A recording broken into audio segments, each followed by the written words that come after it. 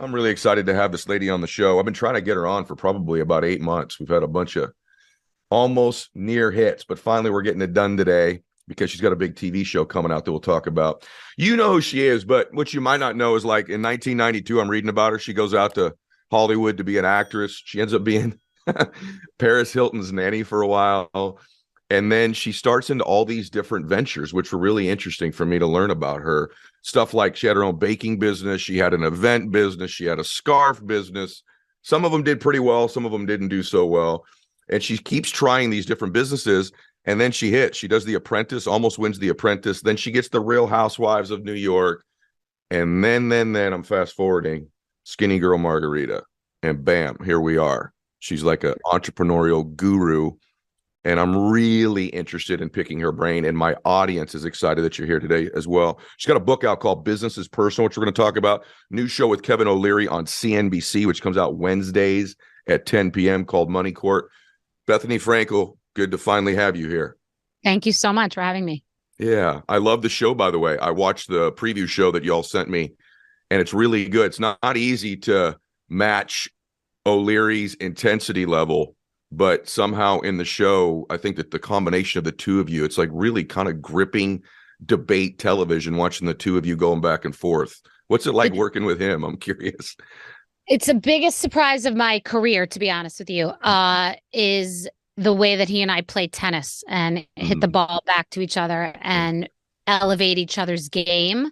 The sum is definitely greater than its parts. And I don't, I'm the type of person who knows when I'm carrying something and I'm carrying everybody else on my back. And it's not that case at all. You literally need both of us because we have such different perspectives. And for the entrepreneur whose cases that we are that are binding arbitration, it's entrepreneurs that are at an impasse. They cannot move forward. And it could be $1 million business. It could be $100 million business. They need not only just a verdict, but they need practical advice, bullet points of exactly what they have to do. And, Kevin would say something and I'd say, I see that. And I raised that because of this. And I'd say the same thing. And it was really extraordinary. And we both surprised each other immeasurably. It was phenomenal chemistry. It is. But the book, the Business is Personal book, guys, I just want to tell you all this. I read a lot of BS on business books. And I'm like, this person has not built any businesses. And then I read your book. I read the whole book. And I'm like, now this is legit. And there's things in there you say, I just want you to elaborate on, because I want you to give some of that master class to my audience today as well. You said something in the book. I'll probably mess it up. But you said success is the interaction, I think you said, of intention and luck at the same time. What does that mean? It means that you have to be completely prepared on that boat with everything, with your net, with your fishing rod, with the right boat vessel. I don't fish because I'm allergic to fish, and then the luck is if you can find the fish, where the fish are. But if all the fish come and that's the luck and you're not prepared, then you've lost that opportunity. And I just think that, and I see this with jobs. I see this with the way people work. I mean, it's amazing. People are given amazing opportunities and they don't set themselves up for success and really be prepared and go that extra mile. Yeah. So it's funny because in retrospect, when I think about that get off your ass comment that was so controversial and I commented on it, that someone made, it's not that most people don't work hard because people are working multiple jobs. It's that you have to work smart. You have to really figure out how to utilize your time wisely and how to set yourself up for success. You have to be prepared in anything that you do. Yeah, I think it was Kim, my neighbor, who said that. And you commented on something Kim's up to lately, too. I might get into that. I don't know. But it was Kim Kardashian. But I think in your case, see, I think I coach athletes. And one of the things, like in Major League Baseball, I know you're in New York. So Isaiah Kiner, actually, of the Yankees, is a guy that I work with a little bit. And in any given Major League at bat, they'll tell you they usually get one pitch to hit. So maybe there's 3, 4, 5, 8 pitches, but you're going to get one pitch to hit, and a big league hitter has to hit that pitch or they're going to get out. And I really feel like in business, if you work hard, if you don't work hard, you may never get any opportunities. But if you're busting your ass in business, you're going to get a pitch to hit or two in your life.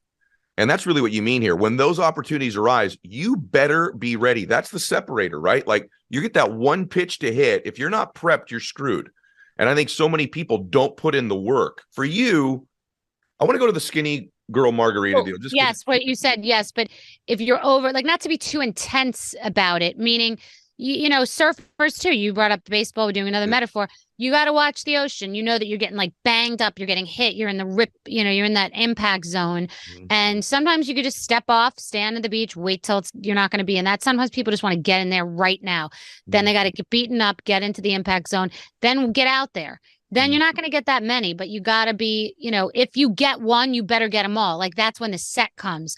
And then you got to really be prepared, because that's what I've always been good at, is I can feel the energy. I can feel, the wolves are always at the end of the bed, and when like it's going to go sideways and things are going to go bad or something. You got to always be prepared for both, for the good and the bad. So not that you're negative, but you just think like, things are going too well right now. I got to calm down, because, that's when you're skiing really hard or whatever you're doing. That's when mistakes happen. So sometimes when things are going really well, I don't want everyone so excited. I want everyone to not talk nicely about me so much. Like, everyone calm down. Let's just get it to 55 miles an hour. Because that, so when things are going really well, you got to know that the pendulum will swing. You have to find that balance, and understand the temperature of the room, but be able to feel when things are going to pop off, and that's when you be prepared. Like, things are about to pop off. Let's all get humble and get organized. That's so funny you say that, because that's exactly, that's so interesting, because most people are the opposite. So when things are going really bad is when they're really humble, or they're really down or really hard on the people that work with them. And then when things start to go good, their humility disappears, and they're not as demanding or as intentional or paying attention like they need to. And that's why success is hard for people. It's actually the reverse. When you're down is when you need to be showing the most enthusiasm, the most excitement. And when things are difficult, not cynical or skeptical, but concerned or hyper-focused when things go well. That's why most people don't ride long waves in business, because when things get going good, they believe their own press. They believe Look at Balenciaga. It's a perfect example of getting all big, and now it's a show, because you get sloppy. You got to first of all, you can't believe your own bullshit. You cannot drink your own Kool-Aid, and that is the biggest mistake that people make. Yes. But yeah, it's about checking yourself. It's about realizing that what's really important, and you just want to keep, like, you don't need anything to be blazing hot or cold. You just want to keep things nice, and you pull back. We had so many metaphors, but I grew up at the racetrack. You pull back the horse when it's like getting away from you. That's not good either. You got to be in control. Yeah, you got to have emotional control. It's interesting that we're going there. I didn't know that we were going to go there today, but that is the main trait of successful people, is emotional control. Athletes, politicians that are good governors or whatever, they don't get super high and they don't get crazy low. They find a way to maintain it. I'm surprised to hear you say that, just because my observations of you, I think, have been that you appear to me to be really an intense person. Very intense. Are you? So that's an accurate thing. And I wrote a book called The Power of One More. It's actually the #1 business book in the world this year. And I'm reading your book, and you're like, there's a chapter called Make the Call. And then you have this thing called stacking. And you say, why waste an opportunity? There is always time for one more question. And you appear to me to have, I don't know if you grew up this way, but you have that thing where, like, you're not concerned about inconveniencing somebody else to get to your own success or to help them. Whereas most people are like, all right, I pushed this far enough, and they stop. How do you nuance that? Make that one more call, especially. I'm not pushy in that way. I'm fair. I know where the line is. I don't cross the line, and I pick my spots. You have to pick your spots for arguments. You have to pick your spots for asking for raises. You have to pick your spots for blowing everything up. I mean, I don't do that all the time. Basically, what I'll do is, like, I have a podcast, Rewives, on iHeart, for example, and they're an amazing partner. Like, really, I don't have that many partners that are this good. Just let me do whatever I want, and they're fair and they're great. But there's one real email and 1.5 emails that I wrote. I'm like, this is the email when you're just like, look, I don't say things a lot. I'm saying it now. I'm saying these 5 things. And then the course gets corrected. If you're doing that every day, people don't hear you anymore. But when you have something to say, you come in tight, right, and organized, and say it, and you'll get what you want more than just being that like whiner all the time. You're so right. It's an energy too, isn't it? You should be sensing energy. Like that's the point. The whole thing is reading the room. That's what I was saying about when you can feel the success. Yeah. Exactly. And so I'm friends with some major people in the world. Like, and that's not a name drop. It's just saying for the story, like, let's say I wanted to ask Mark Cuban for something. Sometimes it'll be something comical and stupid to do because he just is funny. Yeah. But if I had to ask him a real favor, which I haven't, that's why I wouldn't ask him something, because if I were going to ask someone who already knows that everyone's grabbing at them, I would come in with something real. Yeah. You know, like Mark reached out to me because he heard I was going through something medical. He reached out to me. He doesn't reach out to me every other day about bullshit I'm talking about. That was something, and that made me think, oh, wow, that I just won't forget that. But I have certain people that are at a certain level, and I won't ask them. They'll get, do you want to do my podcast? But only if you want, no problem. Someone else asks them. This isn't my ask. Yeah. I very rarely ask anyone for anything. Yeah. Most people, nothing. I don't ask people for things. It's strategic. I just bought a company, and the first day, I hadn't even owned the company, announced that I owned the company for about 2 hours. And this man walked in and asked me for a raise. And I'm like, could you have picked a worse spot? First off, it's a Monday. I just bought a company. Can you imagine don't you also, those people that send you the long text message on a Monday morning? I'm like, dude, it's Monday morning. The whole world blows up on Mondays. This guy strategically did not understand the timing of when to ask the question. Read the room, feel the energy, right? It's the same thing in business and in life. So I totally agree with that. Tell me the story of Skinny Girl Margarita. Like, how did you even come up with the idea of it? I don't know. I've just read that it was successful. I read about what I've heard you sold it for, but how did the original idea, the impetus for it happen? This is the thing that entrepreneurs need to hear. For me, most of my successes have not been from any sort of big, grand, amazing idea. It's just a practice in my life, something I was doing that people were like, whoa. So I was playing games of makeup on the worldwide interwebs. I was playing, on social media, and people went crazy, and it went viral many times. And that became a small, I became a beauty influencer, and I didn't know how to do my own makeup. So I just was making margaritas, and I love margaritas, and I just wanted to make one that was slightly sweet, but that was not overly sugary, that I could still trust, and that it was very drinkable. I wanted to have a signature drink. So I just ordered it at a restaurant, was made fun of for drinking tequila, because before me, women didn't drink tequila unless they were in college drinking dark tequila. It wasn't like the tequila soda lifestyle of what women are living now. And I was sort of being made fun of for ordering tequila, and explained the name of what I called this drink, but it wasn't formal. I was just saying it's a skinny girl's margarita. I had an S, which felt like Facebook when he said remove the. Yeah. And it was a massive question on the Housewives in the reunion by viewers. What is in that?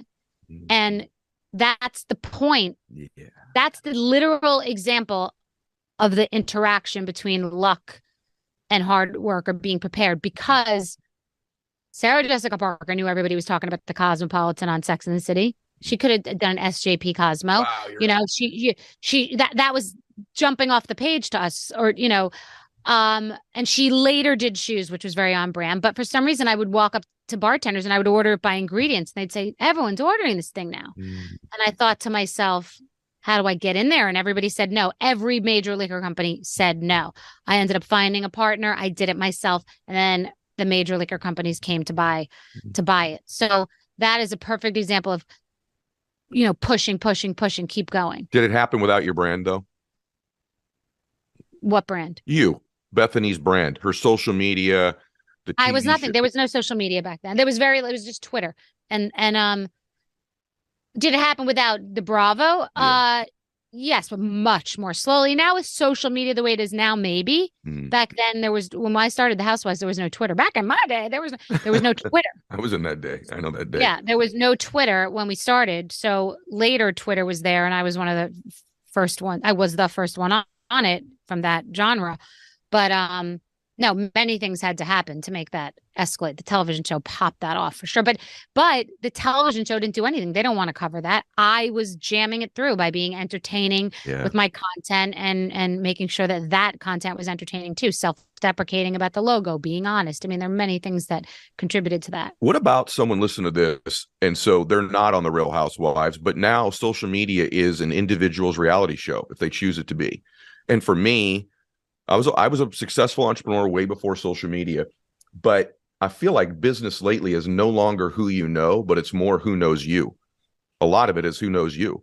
And for me, unbelievable of opportunities have come my way because I decided to get, you use the word attention and intention in the book, but I've intentionally paid my attention to expanding call it my notoriety, my expansion of people hearing about me. It makes all my businesses operate much easier. Do you agree? Via what? Yeah, but via what? Are you because a publicist or all social media, and are you spending money on it? Like, yeah, my Instagram's got, I've got 2.5 million followers on Instagram. I've got 10 million total. My podcast is a top 5 podcast, but in 7 years ago, I literally had no accounts.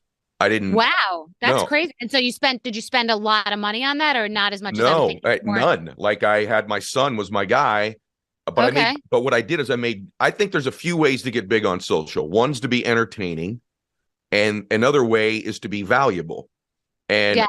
I knew a lot. So I was valuable in the beginning. I gave great content for free, stuff that other people charged for, right? But my point, and this isn't about me necessarily, but my point, I think what I'm asking you is, and this is, you're one of the most, let's just take the last 10 years. You're one of the more iconic brands of a female entrepreneur / entertainment person. I don't even know what that means, but you know what I mean. No, I do. I know because there aren't that many women in business that are also humorous and entertaining that are, you could be entertaining while also being intelligent about business. And I'm finding because of all the offers I get for TV shows and different opportunities in the business space, there aren't that many women to go to. Yeah. And by the way, opportunities keep coming your way, even if you haven't been successful at every single one of them. You had a talk show you talked publicly about. I didn't like doing it. It didn't work. Bam. Now you got another show. You got a best-selling book. And I have to believe, I know you are because you went to LA and then you were on Saved by the Bell, like you were, working on that show. Are you intentional about Bethany Inc., her notoriety, her brand? And would you say to a young woman right now who's listening to this goes, I'm going to have I'm like the two ladies that were on your show with Kevin. I'm going to create a cookie business, a baking business. Would part of your advice be go build your brand also? I just don't think that way because, and you have thought that way, and it doesn't mean there's a right or a wrong. Mm-hmm. I go from the inside out, not the outside in. So the way you just described it is like build your brand. That's very big. The way I came up, there was no word brand. There was no word entrepreneur. Yeah. I wasn't an entrepreneur. I liked healthy food. So I went to school for food and healing and became a natural food chef. I liked pashminas. I found a pashmina. I liked it and saw a hole in the market. So I ended up selling them, hundreds of thousands of them. I go from the inside out, but that's not that it's right. I sit on Instagram by accident looking at blush and then say, oh, wait, the people are listening. I drink a drink, talk about it, and then hear, wait, the people are listening. Like I feel the connection. It's like two people, you're rubbing two sticks together unintentionally. You're like, whoa, that was something. So for me, I realize what's resonating and what's true to me. They have to align. So if I'm talking about what's going on with my medical health and saying, I'm so sick of people preaching about or vaccine or everything being political, or if I decide to say a rant on Balenciaga, that's part of my brand in that I'm a person who's known to be truthful, like me or hate me. So that translates into the beauty. It means you're being truthful about products, and it translates into on television with Kevin O'Leary and people's businesses. So my brand ultimately is truth and just straight up no chaser. But I didn't decide to make that. It's just what's authentically inside me. And then I decide that we have to protect the realm and align with that. So no, I'm not doing that opportunity. And I'm not talking about that because it doesn't align with who I am. And it's who I am, and then who I've also mandated with everybody around me that we have to stay to be. Don't stray. And if you're going to stray, you're mentioning this is an outlier. And sometimes I don't even know it's an outlier. I grew up at the racetrack and I posted something about DraftKings and I was like trolled. And I thought, wait a second, people will spend money on plastic surgery and whatever, but they can't on gambling. Like my audience doesn't want to see that. So I'll either not do that again because I understand their perspective, or I say this is where the rubber meets the road between us. Why do you do all this, Bethany? You interest me so much because I read how you grew up. And then I'm like, so did she become an entrepreneur because she just wanted to be like independent and free? Because you didn't start as an entrepreneur. You started out with jobs, but like. No, I didn't want to be an entrepreneur. I didn't know there was such a thing to be an entrepreneur. I totally overshot the mark. That's what I'm saying. Like, I don't have any plans, ironically. I wanted to cook on television. I wanted to be on the Food Network, and the head of the Food Network at the time said to me, it will never happen. So then the housewives showed up and I was, baking cookies and doing all my stuff. And I didn't want to do it at first. And then I thought it's not that easy to get on television and I could promote being a natural food chef. I wanted to be some sort of an entertainer, but be myself. I had no idea that I would be an entrepreneur, not even close. But if I look back, I thought about all the jobs I had and all the money I made. Not a lot of money. I just mean the different things that I did, from selling pashminas to doing events. So if you look back, it sounds entrepreneurial, but I never wanted to be an entrepreneur. Don't be humble. What's your special? What is, don't be humble. What is your thing? What is your special? Is it your grind? Is it your personality? Is it your intensity? Is it your? I miss nothing. I miss nothing. You can't. I miss nothing. I don't miss. I don't forget. I'm on it. I'm juggling 7,000 things in my head. I'm capturing them all. I don't stop thinking, which is not fun for me. I mean, I make sleep a discipline and I do it and I do relax and I do vacation, but my brain, it's very hard for me to take it down. And that's the discipline that I have to have. Like Kevin loves being like running around, doing this, doing that, be here, be that, traveling more. That's not good for me. I would be good at that, but that's not good for me. So I value the taking it down a notch. But yeah, I'm not, it's like I'd be great Gordon Gekko, money never sleeps. I don't want to be that. And I don't want that life. But if money never sleeps, then I'm in the right business. Are you happy? Yeah, I think peace is happiness, and I'm very at peace right now. Yes, I am happy. So it's been, I asked this to. Has anyone ever said to you, no, I'm not happy, when you've asked that question? They've hesitated. Yeah, they've hesitated. And I've had some people, I mean, even if you asked me that, it would depend on the week you asked me. And I have a blessed life. I've got beautiful children. I've been married to a girl I went to high school with. I've got hundreds of millions of dollars. My health is great. I should be happy every day, but I'm not. And I get asked often if it was worth it. I wasn't in clubs. I didn't travel a lot. I sacrificed a lot of things to probably even my health to some extent. I'm not saying you have to do those things to win. In fact, I now know you don't have to. But I've had a lot of nights I didn't sleep, just like you. I've had a lot of waking up with stress. I've had a lot of that. And I'm curious with you. I'm thrilled to hear that you're happy. That's wonderful. Well, it's the discipline I talked about. I have had higher highs and lower lows, but I don't even like the higher highs because it's activation. And I can sometimes be bored in my life because of the discipline of it. And because I'm a very much, ironically, an introvert. I don't like to I don't like to leave my house. I really don't.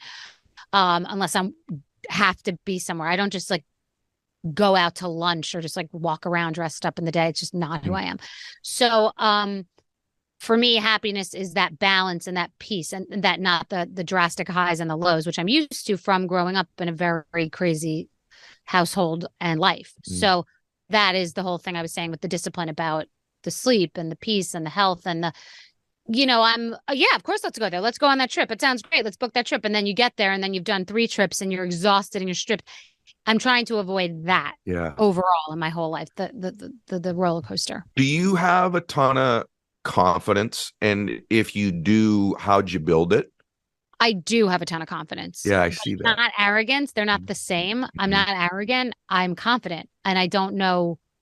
It's upsetting and it's such a waste for people to not be because it's based on something inside of their head, their psyche, their emotions. And I know because I have noise about different things, but not about confidence, like about, am I good enough? Can I get that? I just like plow through Mhm. everything, just like walk into it. Oh, I didn't, walk through the liquor business when it was back then all about men, like walk through, didn't even know it was all about men, didn't realize it was run by men, marketed to men, no idea.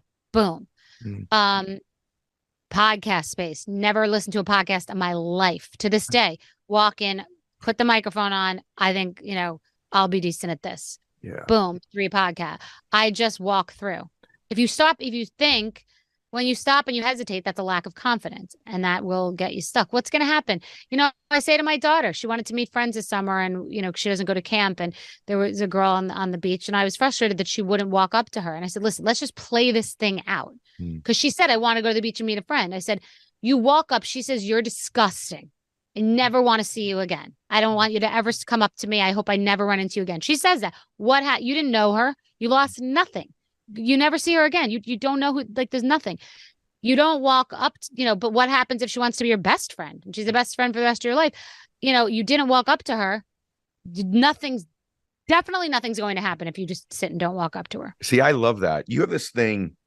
I want you to talk about this for a minute because we're not going to have a lot of time left, but I just think you're so, I don't think you realize how profound some of the things are that you think and do. Like, you're like, yeah, of course I do. But that's not normal. That's why we're talking to each other.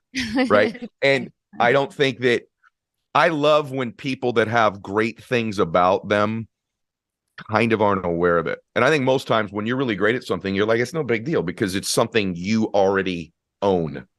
But you do have that. And you say some brilliant things in your book. Like, I just want to acknowledge you because, like, famous person, I'll crank out this book. No, it's a good book. Thank you. And there's one little nuance in the book that I'll say it my way, but then I want you to say it your way, which will be better, which is that, like, I'm a preparation freak. Like, I know a lot about you, right? I worked hard to get ready for this thing today. Which I appreciate, by the way, I had a very famous person recently interview and didn't know like the most recent basic thing. Yeah. Like literally was probably like, oh, how's it doing the housewives? It's like, yeah. what? Hello. Where have you been? Yeah. And yeah, I no, got I know. up and I'm like, I know what you mean. When I get interviewed, I feel like the highest form of respect is that they've prepared. Even if they're not a very good interviewer. Or if they made a mistake, but sometimes they like, I'll sometimes prepare and I'll say, oh, you have a sister named Joanne, or like somehow it was printed wrong in the article. They at least know that you've done the research. You've done the digging. Yet at the same time, I think people take that to an extreme because then they use lack of preparedness to take lack of action. And in the book, you're kind of like, hey, trust the process a little bit, but also like, there's been almost nothing I've ever done that I won at I was completely prepared for. But I've been willing to step into the unknown and kind of have that internal confidence of, I'll figure it out when I get there. The businesses I built, podcasting, for example, literally when I set my social media up, I told my son to set me up. I swear to you on anything. I said, you need to get me one of these Instaface accounts. I literally didn't know what they were. There isn't. Oh, got I didn't even know what I was talking about. Right, so, exactly. But just, I'm like, I'm willing to kind of get me in the room. Well, no, something's going on. That happened to me with TikTok before those 2 girls that have all the followers, Charlie D'Amelio and the other one. Yeah. I was saying to my social media person, I would be good on TikTok. I think that would be good. And she said, it's for 8 to 13-year-olds. Don't bother. And I always regretted not pushing that because it was a gut thing. Yeah. And Gary Vee is the one who told me at that time that was going to be the whole thing. I didn't even know what he's talking about. And, that's a lesson too, to not be like, oh, who cares? I don't know what that is. You got to investigate. But you don't need to be completely prepared. You're saying in your business life, like, have you known when you got into the liquor business, you didn't know everything? Did you even know where the buyer was going to come from? Did you have any idea where you're going to do packaging? I didn't know what. No. I literally was walking my dog from my studio apartment. I had this lawyer that was like literally he was a lawyer but I don't know what kind. He probably was a veterinarian on the side too. He was a very inexpensive lawyer. It's all I could afford. And I was doing this deal with this guy. Now my deals are so complicated. The deal with the guy was like one day an agent wrote it up and a lawyer looked at it and he said to me, we have to talk. Do you want this to be licensing or equity? Yeah. I said, what? I don't know what that means. What do those two things mean? I love it. He said, licensing is you get them start getting money now. Equity is, you have more risk, but it's your thing. I said, wait, so that's like more skin in the game. He said, yes. I said, okay, this is my ace in the hole. This idea. I want that one. I want that thing. But I've always been good at concepts. So he explained to me what the two things were. So I'm like, okay, now I understand the concept. So lawyer man, do it that way. And the same thing happened when I was negotiating with Beam Global. The biggest thing I ever did in business was to say, wait a minute, you want to buy Skinny Girl, but you're a liquor company and Skinny Girl could be everything. It could be lip gloss. It could be jeans. It could be sunglasses. It could be popcorn. It could be dressing. It could be all these things. So they said, no, we're paying all this money. We want to own the brand. I said, why? Like, because Grey Goose never did jeans or any of this other stuff. It's just a name owned by a liquor company and all they can do with it is liquor. So I said, why would you don't need the other stuff? You'll have to trust me as a partner that I'm not going to exploit these other categories and ruin your brand, but I'll have to trust you as a partner that you're not going to ruin the brand and destroy what I want to build. So that was a concept. So I didn't have to know anything to know that. It was just like an idea in my head. So then you go and, listen to all the experts and crowdsource information. And then you sign the dotted line and you make the decision. Never knew anything about anything I do. Nothing. Wow. That blows my mind. And it makes it more impressive to me. Nothing. Not a book, not a podcast, not a TV show, not in anything. And I'm like, and I do tons of deals and I have amazing ideas and I'm running circles around people, but knew nothing about any of this stuff. Didn't even pay attention in college. So do you, me either, by the way. How has that changed your perspective on successful people? So for me, this is really powerful. I actually hope this becomes one of the clips, I'm about to ask you, because I'm really interested in your feedback on this. I really thought, by the way, there are brilliant people in the world, no question about it. There are people literally brilliant. I am not one of them. Nor am I. And by the way, you're making me feel better. I first met you. No, I'm just kidding. I could see that about you. It only takes about 4 minutes and you figure it out. But what has surprised me overall is neither are most of the people. In other words, most people that I've met that are successful on the surface impressed me less, yet as I got to know them, I was more impressed because they won with just average abilities and skills. And so take someone in I'm picturing like a young woman or man listening to this right now. They're 25, they're 30 years old. That's still young to me. And they're like, I'm intimidated. And I think this is a huge factor. I'm intimidated to get into that room to make a deal. I'm intimidated, afraid to start a business, even have a conversation. I don't know anything either. These people are smart. I have found Mark's an exception. I think Mark actually is a brilliant Cuban. You mentioned Cuban earlier. Very smart. And like Kevin, by the way, is very smart. He's a very smart guy, but I think in a different way. Barbara's been on my show as well. And I mean this, Barbara's she's a very smart woman. But I don't even think Barbara would tell you that she didn't win because of intellect, right? She won because of hard work and timing. I understand. It's all different. Yeah. No, I'll tell you something. Mark is extremely smart, but also very well read. Like he does a lot of research. Yeah. He knows what the hell he's talking about. Mm-hmm. I got to tell you, I was walking in thinking the way that you think about Kevin, that he's smart and he's successful. Mm-hmm. Kevin's really, I'm shocked by how smart he is. He's really smart in the right way. Is he smart or is he experienced after 30 or 40 years of being in business? Yes, both.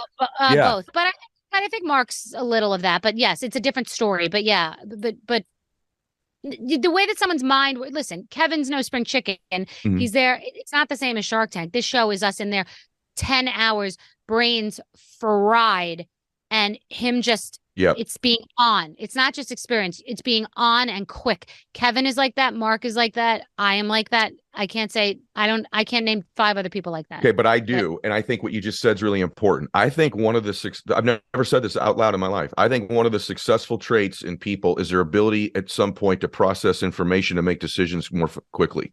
Exactly. Decisiveness. Decisiveness. Do you agree with that? 100%.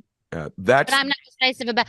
I will be in the I only sweat the small stuff about like a purse or spaghetti or what are we eating or what are we doing, where are we going, what's the hotel, like that's muck. Yep. But in like real 2 seconds. Me too. This, I feel like this.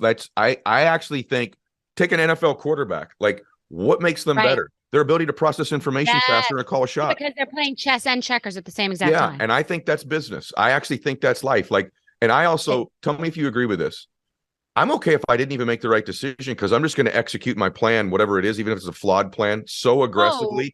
By the way, yes, that's what you said earlier that I forgot to respond to is that when you're failing and when you winning, when things are hard, when you're at your low, that's when you learn everything. Because that's when it's like you've got that car and you got a loose horse or whatever the analogy is, and you have got to like hold the steering wheel, but not too tight because you're going to blow it all up, and not too loose where you're walking away. You got to steer. Like that's how a person like deals with a cancellation crisis. Like how do you deal with that? Like, and you will learn so much. And if you treat it like a gift, which it is, then that's where all the gold is. That's where all the gems of a successful person are in that time when it's like the rubber meeting the road. That's when you will learn everything. So people have to pay more attention to that stuff. Sometimes I don't want it to happen, but that's when I get awake and like lit and like strategic and really combat mode. Very good. What surprised you about doing the show with these entrepreneurs? Is there a common line? I mean, the one I watched, they were 3 different episodes, very different businesses. But is there you would live for the show? There are people with $100-something million businesses that are like not knowing what to do. And also when we first sat down, I mean, I didn't know what they should do. Like you got to get granular and think about it and pull the taffy. And then it came clear every time. For some reason, we never weren't totally resolved and didn't give a great verdict. I think it'll be interesting to hear what the people say on the other side. I think in most cases they'll be thrilled. Unlike Shark Tank, which is a different show where they're like pissed they didn't get an investment or something. I think they'll mostly be happy. What have I learned? That it's case law. That the more, all business is case law. You do something one time, it works. You have that in your tool chest. Oh, you do something, part of that failed or was just not the best. That's part of your tool chest. Now take yourself on to the next one. Case law. Remember that happened and the other thing happened. Let's do that this way. So the more deals you're making, to your point about Kevin, the more interactions you're having with different types of people, the more business negotiations and weird tentacles and little deal points that come up that are so weird in contracts that you deal with. It's case law. So you keep taking that with you, and that's how you become older and wiser. That's why there's the college debate. And that's why I think if you're not going to get a master's or, your MBA or be a doctor, I'm not pro college for the debt and all of it. I'm really not. I've moved there. Trade school. It's funny you say that because I've moved there lately, and both my kids are in college right now, and they know that I feel so. I'm glad they're there. They're both flourishing, but But it also could be purgatory. Sometimes you might not think your kids are ready, or you want a place to put them. You're not ready to jam them right into life. Yeah, but more and more, I'm with you. Walk out of there with a couple $100,000 of debt, or just get into business and start something, or get a job and learn something that you could start a business on. How has we're going to run out of time, but I want to ask you a couple more things. I've really enjoyed this. I like that it's the intensity level. Like there's no fluff with you, which I really, really love. Like there's like legit zero fluff, and no, I love it. And there'll be no editing here, which will be easy too. But I'm curious if your idea of success has changed. And I just love people. So I picture this young girl heading out to LA. I'm gonna be an actor since 1992. You end up nannying, and you're like your showrunner, whatever the heck you were doing for Saved by La Scala. Don't forget, major. Yeah, that's right. Salad. That's true too. That was big time. It's massive. I got a free salad every day. Anybody who goes there knows they don't do that anymore. Like an $18 salad every day and $8 an hour salary. Salads, salaries. New book. I know it's your story, but when you hear that, isn't that sort of mind blowing? Like it was a big deal to get a free salad. It's like, it wasn't 100 years ago. It probably feels no, like it wasn't. It's amazing. I'm proud of myself. It's really nice. It's true. It's really, really nice to go do it. But it's just like blood, sweat, and tears. Just do it. Nike had the best slogan in the history of mankind. Just do it. Yeah. But has your idea of what success looks like changed? Mine has. Like, I used to it's so easy once you have some money to go, that's not the only way to be successful. Try living without some, and that's hard. I get that. But like I have a sister she's diabetic. She's my middle sister, Andrea. She is legally blind now from diabetes. She can't drive, but she can see a little bit. But she's a school teacher, and she helps these little kids every single day. And she's doing literally what you said. Like her jam is nurturing and teaching and loving on people.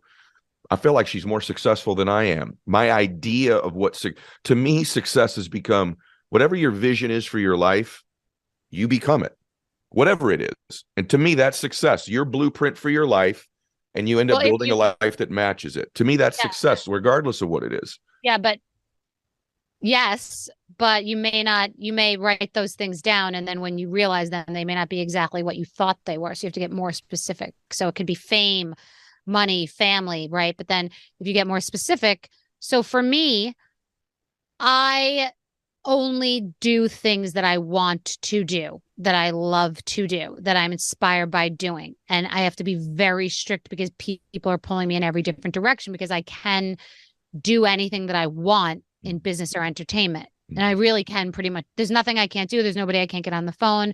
And I don't let the tail wag the dog anymore, because I want to be with my daughter all of the time that she's not in school and that I have her. That's my personal choice. And that's the way that I live. I've never had a nanny. And I love that. That's not coming back that time. So I don't want to go off and do something that might take months away or kill myself doing. I want to do exactly what I want to do. So everything that I'm doing in business that you see me doing, it's because I want to be there. I was making a lot of money doing Housewives, and I chose to do Money Court. I did that solely. I didn't know what they were going to pay me. I just said, I like the concept. I want to do that. The first year of the podcast, Just Be, I ended up spending money on that podcast because the deal was upside down and I didn't like the way it was being handled. And I spent money the first year. It cost me money. I didn't care. I knew I was good at it. I knew it'd be successful. Now it's a ton of money, but I do things only because I want to do them, but not because of the money or not the money. I wanted to go down to Florida and do business conversations with Kevin O'Leary for 10 days and help small businesses. Oh, not small and large, to help businesses.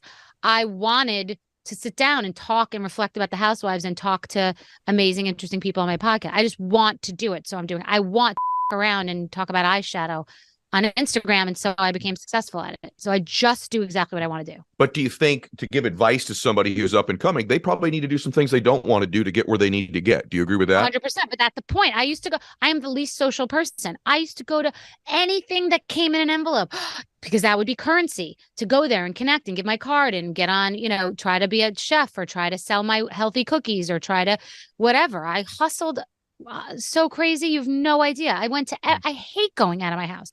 I went to everything. I didn't even know I hated going because the goal was so strong that it wasn't an option. Not until I got to have the choice did I realize I hate going to anything.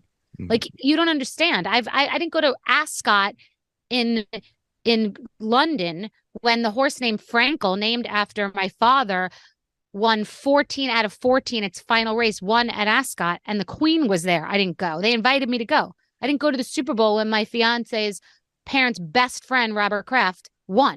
I was like, I'd rather be home with Bryn eating wings. So trust me, getting here, hustling and going to all those things I had to go to and be and take my picture was all part of the hustle. Hated that. I love that. Me too. I'm like room service on the road if I can. Like I'm nuts like that. All right, last question. It's kind of open-ended. And by the way, everybody, before I ask that, make sure that you go watch Money Court Wednesdays, 10 p.m. CNBC. Pick up Business is Personal. I'm serious. And if you're not following Bethany, it's a really entertaining and informative follow on Instagram. It's really, really good stuff. So just broad question. I just like asking somebody this. Not that it would probably happen, but let's assume it did. You left the studio right now. You're like, hey, I'm going to go grab a Starbucks before I get back to the house, whatever it is. And someone runs into you at that Starbucks. They say, holy crap, it's Bethany Frankel. I am working somewhere I don't want to be right now. Or I'm in a relationship I don't want to be in. I'm not where I want to be. And I know you've been many places in your life you didn't want to be. what would you advise me to do? Is there some advice you'd give me? And by the way, I get asked these questions all the time. It's so difficult when you don't know somebody's situation. But I do feel like if I didn't ask you that with millions of people listening to this who all really were excited you were going to be on the show today, I'd make a mistake because I know they'd want me to ask you. I'm not where I want to be. Is there a first step, a thought, a process that I need to undertake to begin to change my life? I would say if you don't know what to do, sit still. To be in the present, to meditate, to give your side to the inclination is to activate and stress and think and work the problem. I would say to try to breathe and step away from the problem, because all the best ideas come when you're relaxed. When all my good ideas come from sleep to wake. When you're like just waking up, it's like boom, I shoot out of bed like a cannon with the ideas and the texts. I'm that person who would text you. I don't give a shit if it was Monday. I would text you at 6 a.m. on Monday. And you don't have to answer then, obviously, but that's when I would text you. It's funny you say that. I'll just second it last. I met Wayne Dyer, and I'm sure you remember Wayne Dyer. Do you remember who that is? He's a big thought leader. You don't. Okay. I've heard of the name. Yeah. Anyway, when I met him, he said, hey, when you wake up in the morning, or if you wake up in the middle of the night with an idea, just start writing it down. Because that's some divine inspiration from waking you, and to get quiet when you're concerned or when you're worried. And that's exactly what I do. I get away from problems and I try to see if I can come back to them with a different perspective. I really liked today. I kind of knew it. Thank you. Oh, thank you. I kind of knew it. And I really love the show. Like, I don't watch much TV. I have a TV show and I don't watch a lot of it. And yours was entertaining. Like it flew by. I'm like, man, I'm going to watch another one. I have to tune in to see it. So you guys, you wanted her on. I got her. Bethany Frankel. Share it with the planet. Bethany, thanks for being here today. Everybody, make sure you get Bethany's book. Go get The Power of One More. Keep growing the fastest growing show in the world.